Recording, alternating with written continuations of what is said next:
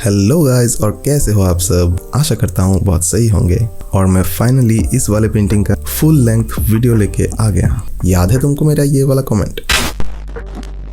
देखो, वीडियो होने वाली है थोड़ा बोरिंग, ठीक है, क्योंकि of course full length video है तो बोरिंग तो होगा, है ना। पर वाटर कलर अगर अच्छे से सीखना चाहते हो तो फिर बिना स्किप किए एंड तक देखना इस पूरे वीडियो को, क्योंकि इसमें मैंने सारी चीजें पूरे डिटेल्स में बताया हुआ है। तो बिना स्किप किए देखोगे तो बहुत कुछ सीखोगे। So let's get started.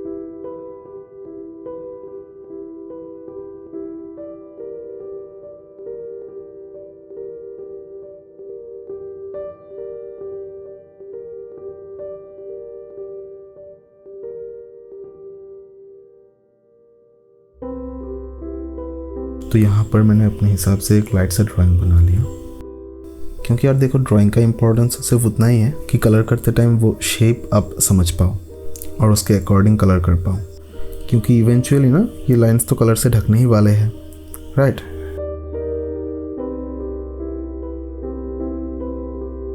अभी है कलर करने की बारी। ये मैंने बैकग्राउंड का कुछ पोर्शन कलर करके रखा है। बैकग्राउंड पे मैंने एक भी पर्टिकुलर ट्री का शेप नहीं दिया, बल्कि बैकग्राउंड में जितने भी ट्रीज हैं ना, उन सब को मर्ज करके एक ही शेप में कन्वर्ट कर दिया, ताकि कोई व्यूअर जब इस पेंटिंग को देखे उसका फोकस मेरे पेंटिंग के फोरग्राउंड पे, मेरे सब्जेक्ट पे हो, ठीक है। जितना तुम बैकग्राउंड पे डिटेल्स कम ऐड करोगे ना, उतना ही व्यूअर का नज़र तुम्हारे पेंटिंग के फोरग्राउंड पे होगा, जिस चीज़ का पेंटिंग तुम बना रहे होगे, राइट। और ये जो तुम कोकोनट ट्री देख रहे हो वो बैकग्राउंड का पार्ट नहीं है, वो सामने है। और उस पर जो कलर स्प्लैश होकर रखा है ना, वो मैंने जब स्काई कलर कर रहा था तभी वो एरिया सूखने से पहले ही मैंने ये कलर दे दिया था। इसको वेट ऑन वेट टेक्निक बोलते हैं। चलो, अभी वो एरिया सूख गया तो अभी सेकंड लेयर के लिए कलर बनाते हैं। तो अभी मैंने कुछ सेफ ग्रीन, पर्शियन ब्लू और विरिडियन ह्यू मिक्स कर लिया। ये कुछ ज़्यादा ही ग्रीनिश हो गया, तो इसको थोड़ा नेचुरल ग्रीन बनाने के लिए I am adding a little yellow colour to this.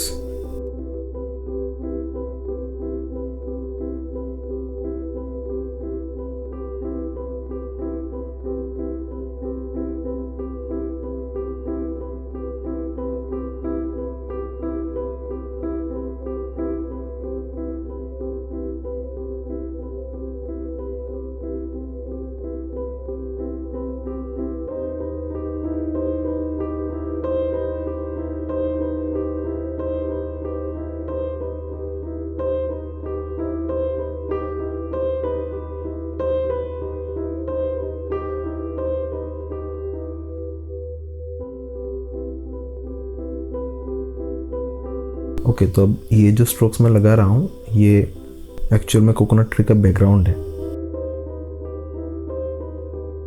और यहाँ पे तुम्हारे लिए दूसरा टिप आता है कि अगर जो ऑब्जेक्ट को तुम कलर कर रहे हो वो लाइट कलर का है तो उसका बैकग्राउंड हमेशा डार्क करना, ठीक है, तब वो चीज़ थोड़ा एक्स्ट्रा हाईलाइट होगा।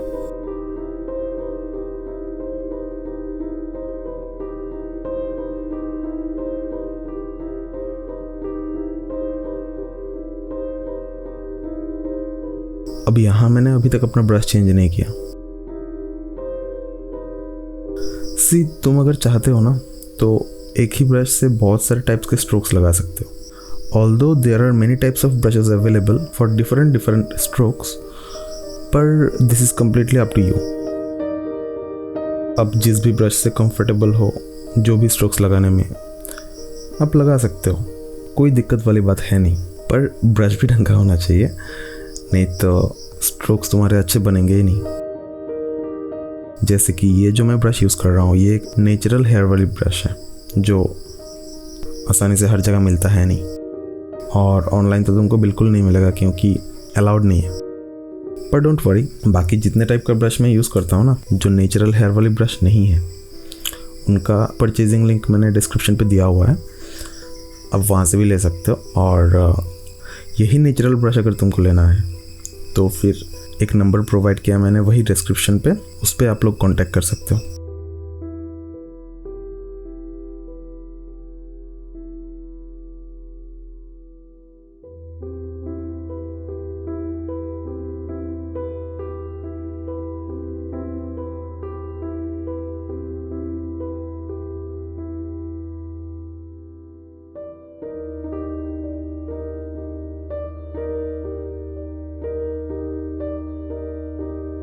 ये घर के पास में स्टोर रूम जैसे पड़ा हुआ है, ठीक है, तो इस पे मैं ये फर्स्ट लेयर चढ़ा रहा हूँ। और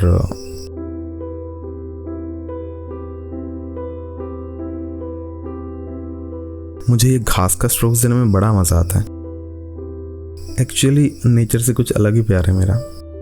ग्रीन सीनरीज बहुत पसंद है मुझको, तो ये सीनरी बनाते हुए मैं बहुत खुश हूँ। तो I am quite happy to make such sceneries which are actually filled up with green plants all around. The feeling is so refreshing for me. और पेंटिंग्स क्या ही है एक्चुअल में, कोई एक व्यू को देखकर दिल में जो फीलिंग्स ट्रिगर होती है, उसी को तो एक्सप्रेस करने का नाम पेंटिंग है, राइट?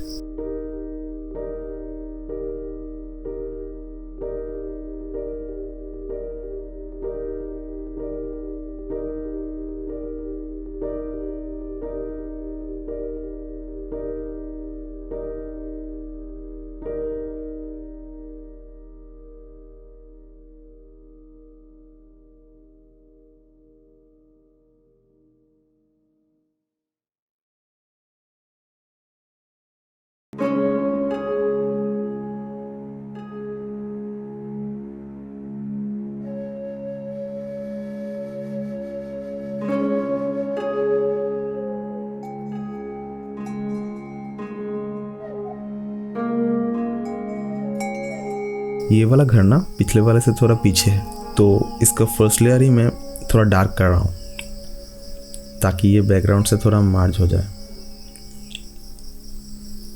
क्योंकि मुझे ये जो मेन हाउस है ये मेरा सब्जेक्ट है, तो इस पे मुझे पूरा फोकस चाहिए। और ये तभी पॉसिबल हो पाएगा जब बैकग्राउंड से मैं डिटेल्स हटाता जाऊंगा और फोरग्राउंड पे अच्छे से डिटेल्स ऐड करता जाऊंगा। तो मैंने इस साइड के दोनों घरों को ज़्यादा सेपरेट नहीं रखा, ठीक है, ओवरऑल एक शेप देने की कोशिश कर रहा हूँ।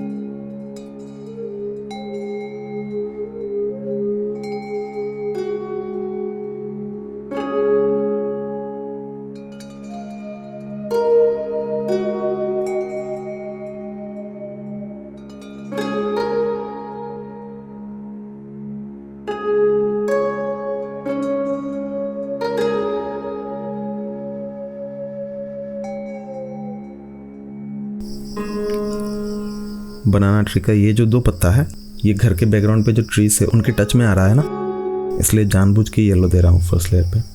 बताओ क्यों? वो तो पेंटिंग खत्म होने के बाद पता चलिए ना जाएगा।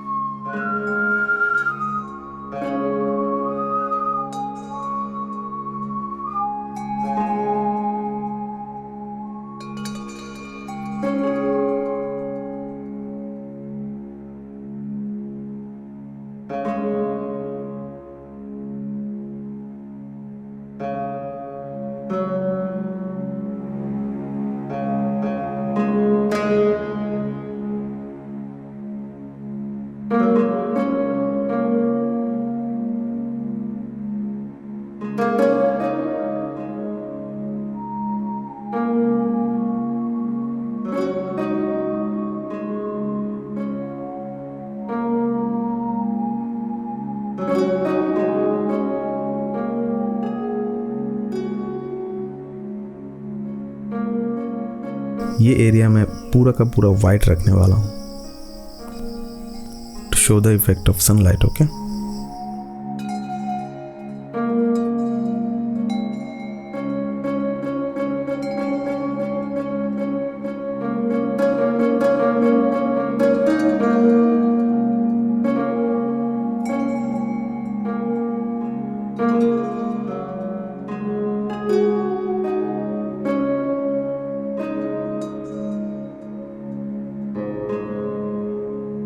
और ये लोअर रूफ के फर्स्ट लेयर पे भी ज़्यादा डार्क कलर नहीं यूज़ कर रहा।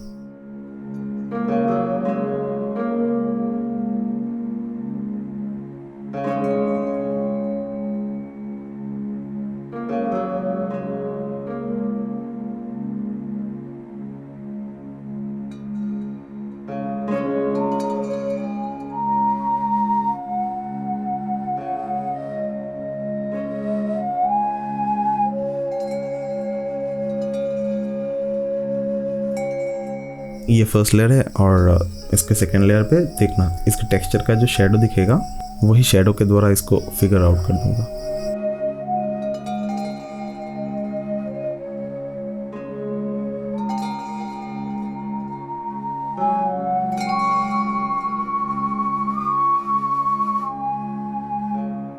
ये सिनारी काइंड ऑफ दोपहर के टाइम का है, तो घर के वॉल्स पे वार्म कलर दे रहा हूँ। इससे पेंटिंग की वार्मनेस भी बरकरार रहेगा। मतलब चारों ओर ग्रीन है ना, तो पूरा पेंटिंग ही अगर ग्रीन हो गया तो फिर क्या ही देखने को बचा रहेगा, अच्छा नहीं लगेगा। तो फिर थोड़ा मसाला तो ज़रूरी है। तो ये वॉल्स पे ऑरेंज कलर देने से इस एंटायर पेंटिंग का वार्मनेस भी बैलेंस हो गया। और आपने अगर नोटिस किया ये कलर ना मेरे सब्जेक्ट को उसके बैकग्राउंड से पूरा सेपरेट कर रहा है ना।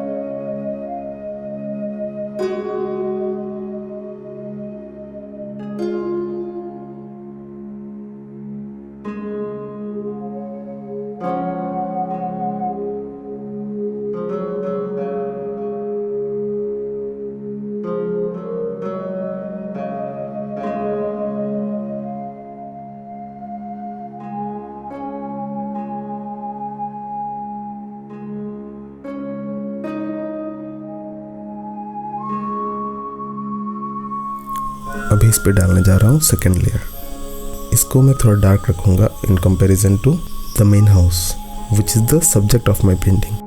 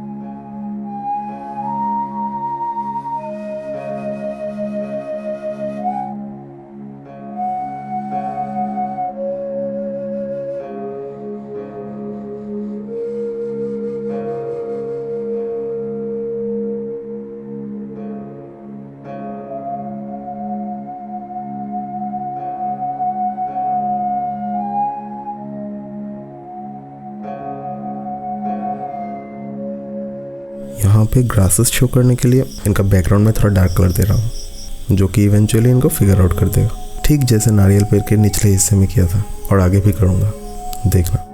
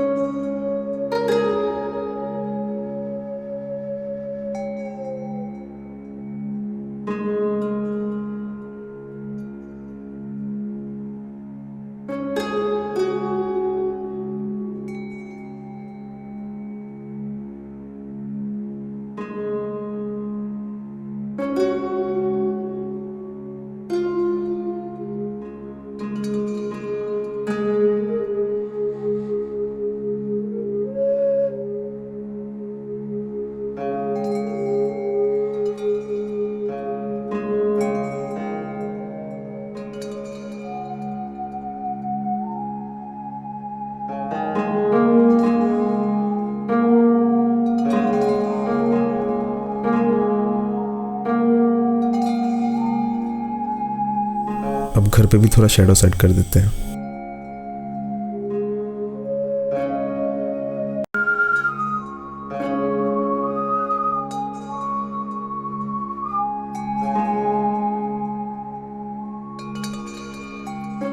शेडोज में ना एक चीज़ नोटिस करना,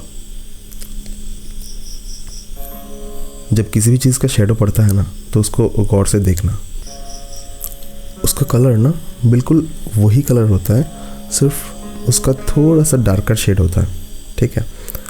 यानी कि उसी कलर में तुम थोड़ा डार्क कलर मिक्स कर दो तो वो शेडो वाला कलर बन जाएगा। ओके।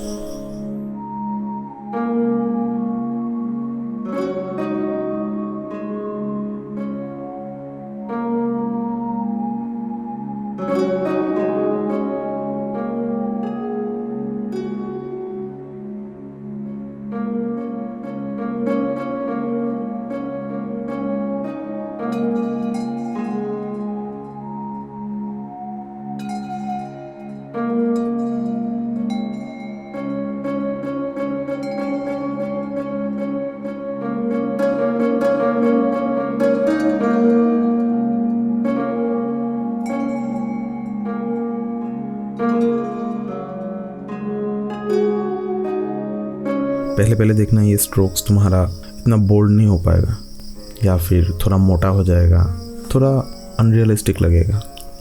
तो उसको तुम क्या कर सकते हो, हमेशा एक सेकेंडरी रफ कॉपी रखो। जो 20-25 रुपए वाली दिस्ता मिलता है ना, वो दिस्ता कॉपी लेके आओ और उस पर ऐसे स्ट्रोक्स बनाओ। ये स्ट्रोक्स, फिर घास का स्ट्रोक्स हो गया, उसके बाद अलग अलग पेड़ के अलग अलग टाइप के पत्ते होते हैं, उनका स्ट्रोक्स अलग अलग होता है। तो उनको तुम उस कॉपी में प्रैक्टिस कर सकते हो, क्योंकि तुम डायरेक्ट सिनारी में करने जाओगे विदाउट प्रैक्टिसिंग द स्ट्रोक्स तो फिर ऐसा भी हो सकता है कि उन स्ट्रोक्स के वजह से तुम्हारा पेंटिंग उतना अच्छा नहीं दिख रहा है जितना अच्छा दिखना चाहिए था। तो प्रैक्टिस करने से क्या हो जाएगा, धीरे धीरे धीरे धीरे सीख जाओगे।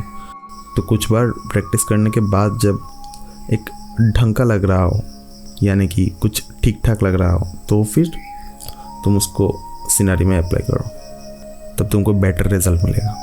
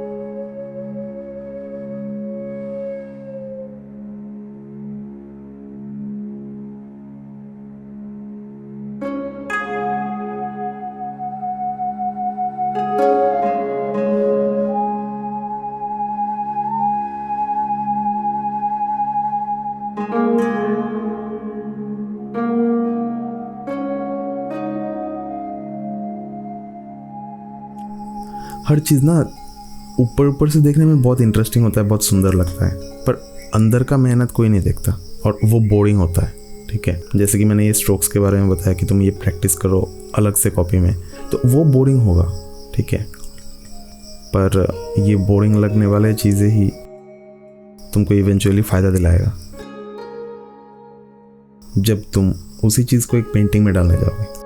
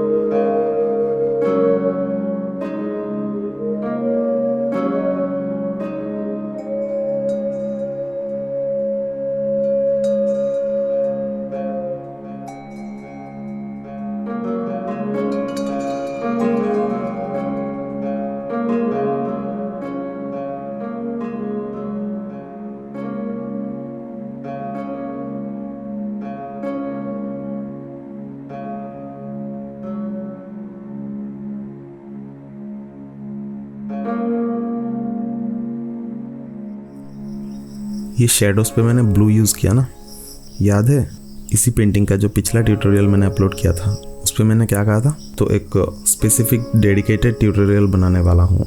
उस पर मैं ये कलर्स के बारे में एकदम कोर कॉन्सेप्ट्स बताऊँगा, तो वेट फॉर इट। बहुत हेल्पफुल होने वाला है तुम्हारे लिए वो वीडियो।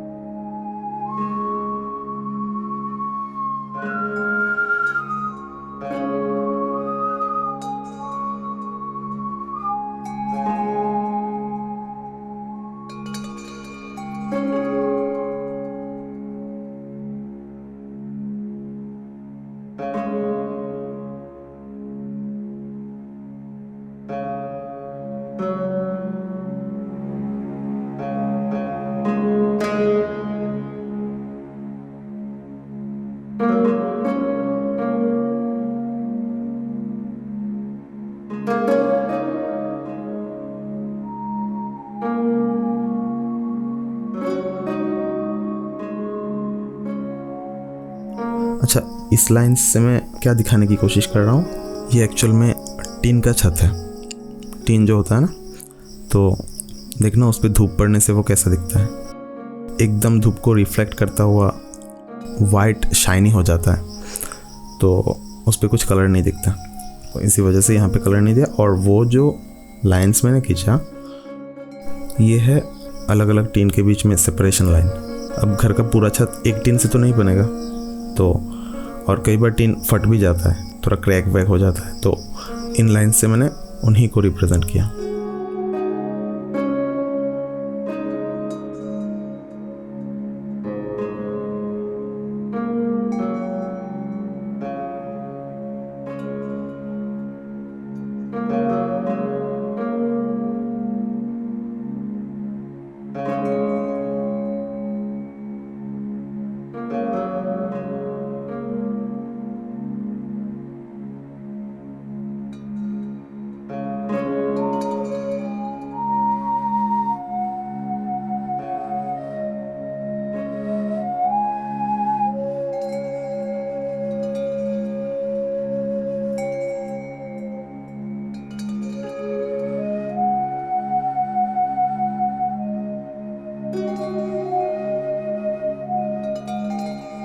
अब केले के पेड़ में थोड़ा डिटेल्स डालना रहेगा,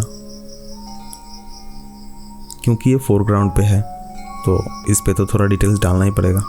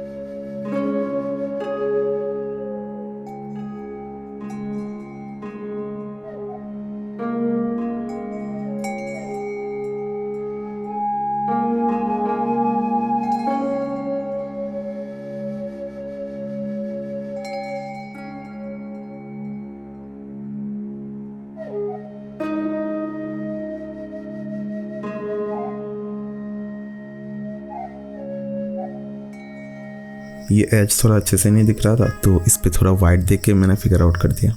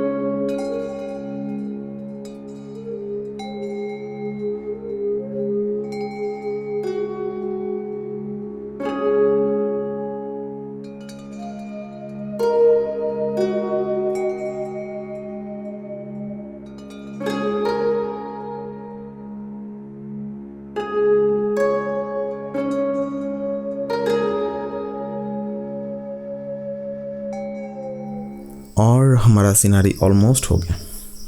सॉरी, ये राइट साइड के जो पेड़ पौधे हैं वो पेंट करते टाइम रिकॉर्डिंग ऑफ हो गया था, रिकॉर्ड नहीं हो पाया। Sorry for that.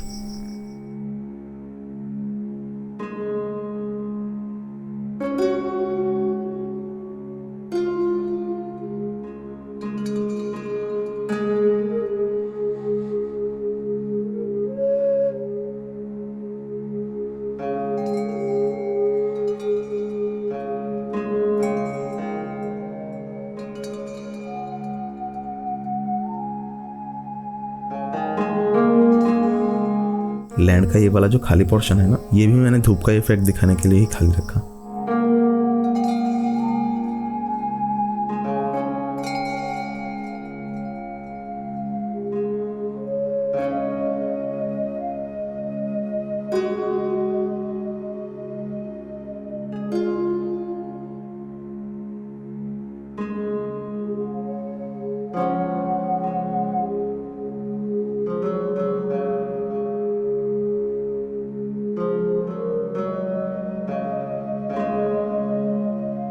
अभी ये कुछ फाइनल फिनिशिंग स्ट्रोक्स दे लूँ, then it will be completed.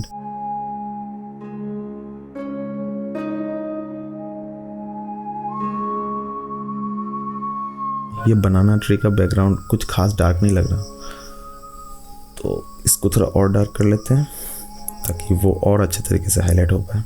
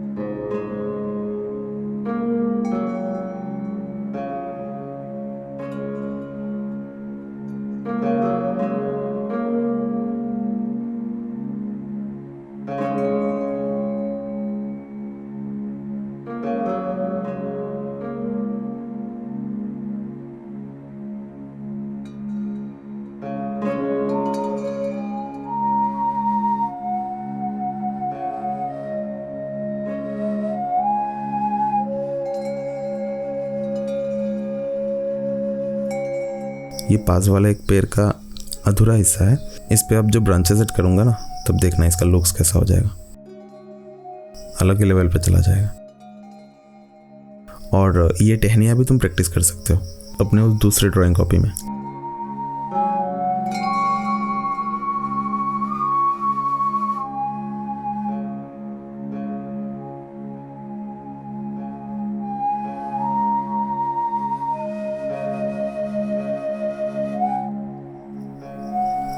ये स्ट्रोक्स भी घास और वो नारियल पत्ता का जो स्ट्रोक्स है उसके जैसा ही है, मतलब वो करते टाइम पहले पहले जितना दिक्कत आएगा, ये स्ट्रोक्स भी लगाने में तुमको दिक्कत आएगा पहले पहले।